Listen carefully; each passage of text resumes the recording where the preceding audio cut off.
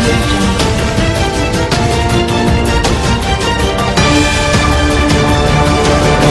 नमस्कार, आप देख रहे हैं नजर टीवी। आज की शुरुआत करते हैं ताजा समाचारों के साथ।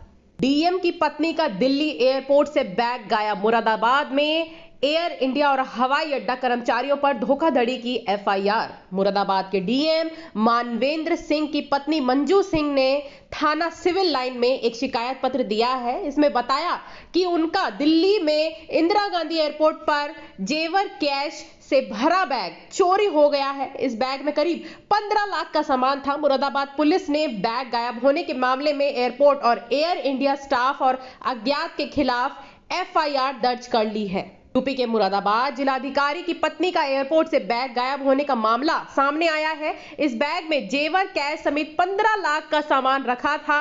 डीएम की पत्नी दिल्ली से हैदराबाद में एक कार्यक्रम में शामिल होने जा रही थी। उन्होंने दिल्ली एयरपोर्ट पर अपना बैग जमा करवाया और स्लिप ली। उसके बाद जब वो हैदराबाद पहुंची तो उन्हें उनका बैग वापस नहीं दिया गया।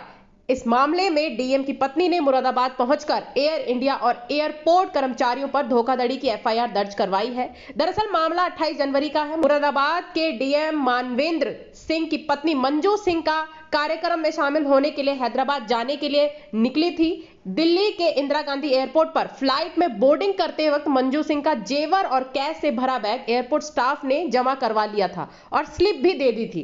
बैग के अंदर जेवर समेत 15 लाख रुपए का सामान था। जब मंजू सिंह हैदराबाद उतरी तो उन्हें बैग वापस नहीं मिला, जिसके बाद मंजू सिंह ने मुरादाबाद में पहुंचकर थाना सिविल लाइन में घटना को लेकर शिकायत दे दी। बढ़ते हैं अगली खबर की ओर। हाईकोर्ट ने अविवाहित लड़की को 28 हफ्ते का गर्भ गिराने की नहीं दी मंजूरी।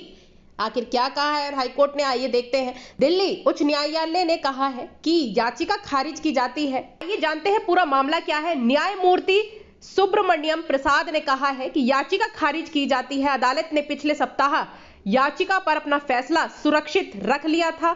अदालत ने कहा था कि वह महिला को पूर्ण रूप से विकसित भ्रूण को गिराने की इजाजत नहीं देंगे। न्यायाधीश ने कहा था कि मैं 28 सप्ताह के पूर्ण रूप से विकसित भ्रूण को गिराने की इजाजत नहीं दूंगा। रिपोर्ट में मुझे भ्रूण में कोई असामान्यता नहीं दिखाई दी है। गर्भपात की इजाजत नहीं दी जा सकती। युवती ने अपनी याचिका में दावा किया है कि वह सहमति से बनाए गए संबंधों की वजह से गर्भवती हुई। उसे गर्भवती होने की जानकारी हाल ही में हुई है, जब चिकित्सकों ने गर्भधारण की अवधि 24 सप्ताह की कानूनी रूप से स्वीकार्य सीमा से अधिक होने के कारण गर्भपात करने से इनकार कर दिया, तो महिला ने गर्भ का चिकित्सकीय समापन अधिनियम के तहत गर्भपात कराने की अनुमति लेने के लिए उच्च न्यायालय का दरवाजा खटखटाया। महिला की ओर से पेश हुए वकील अमित मिश्रा ने कहा कि युवती को पहले गर्भावस्था के बारे में पता ही नहीं था और उसे 25 जनवरी को ही पता चला है कि वह 27 सप्ताह की गर्भवती है। वकील ने कहा कि युवती अविवाहित है और उसके परिवार में किसी को भी उसकी गर्भावस्था के बारे में जानकारी नहीं है, इसलिए उसकी स्थिति पर विचार किया जाए। बढ़ते हैं अगली खबर की ओर। कांजीवरम साड़ी के नाम पर बड़े बड़े दुकानदार करते हैं ठगी। असली नकली की नहीं की पहचान तो होगा बड़ा नुकसान। कांजीवरम साड़ियां शुद्ध सहतूत सिल्क से बनी होती हैं, जो अपने वजन की वजह से काफी ज्यादा फेमस है। हालांकि इसके बाद भी असली और नकली कांजीवरम साड़ी की पहचान कर पाना बहुत मुश्किल का काम है।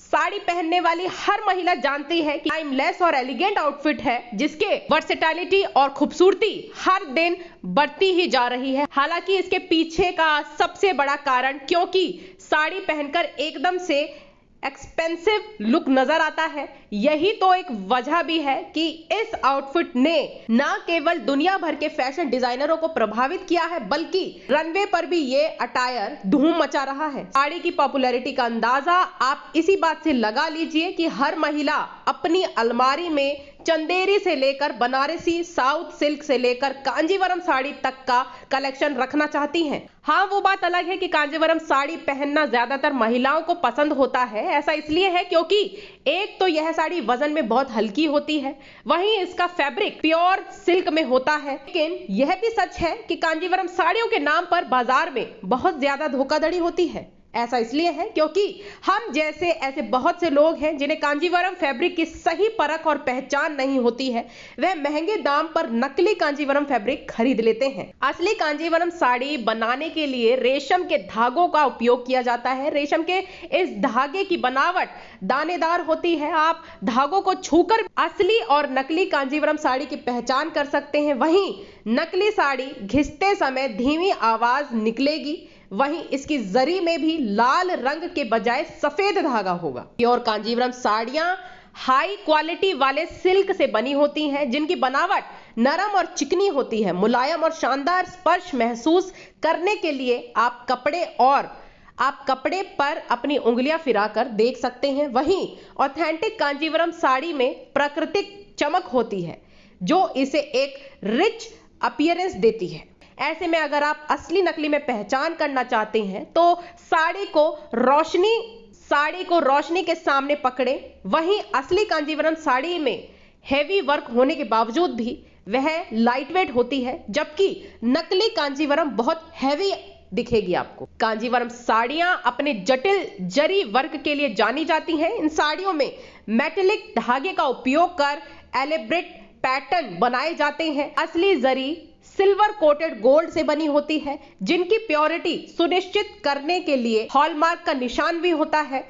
इतना ही नहीं, प्योर कांजीवरम साड़ियों में फीचर डिटेलिंग के साथ फाइन जरी की बुनाई होती है। मोटिव्स अच्छी तरह से वेल डिफाइंड होते हैं। कम शब्दों में कहें तो असली कांजीवरम साड़ी में मुगल इंस्पायर्ड डिजाइन बने होते हैं। बार बार धोने के बावजूद भी इनकी चमक कभी नहीं जाती है। अगली खबर की ओर। भारतीय पासपोर्ट धारकों के लिए 15 दिन बिना नो वीजा पॉलिसी हुआ लॉन्च। विदेश जाना हुआ और भी आसान। भारतीय पासपोर्ट धारकों के लिए एक और नया सुविधा लॉन्च किया गया है, जिसके जरिए आप विदेश में जाकर 15 दिन अतिरिक्त बिना किसी वीजा के लोग घूम सकेंगे। इसके लिए एक और देश ने अपना रास्ता खोल दिया है। ईरान ने भारतीय नागरिकों के लिए वीजा प्रक्रिया में महत्वपूर्ण बदलाव की घोषणा की है, जिससे पर्यटन के उद्देश्य से ईरान जाने वालों को बड़ी सुविधा मिलेगी। 4 फरवरी 2024 से भारतीय नागरिक अब बिना वीजा के ईरान की यात्रा कर सकेंगे, बशर्ते वह यात्रा केवल पर्यटन के लिए हो। साधारण पासपोर्ट धारक भारतीय नागरिक हर 6 महीने में एक बार बिना वीजा के ईरान में प्रवेश कर सकेंगे।